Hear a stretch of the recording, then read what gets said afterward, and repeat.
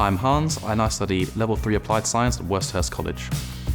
Studying applied science at college was really different to being homeschooled. At college, I was surrounded by a lot more people, so it was a bit of a jump in social interaction. I'd probably say practicals are probably the funnest aspect of this course. So we'd be doing a host of experiments. I mean, we'd be setting up Bunsen burners, distillation setups, especially the titrations I thought were really fun to do.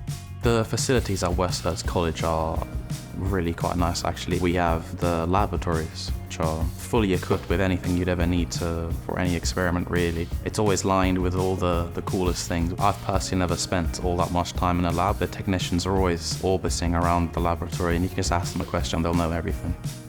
You will need quite a lot of independent learning skills, although they will always have the resources if you need any guidance at all. If you were to think of coming to study at Westhurst, I'd say absolutely. Yeah.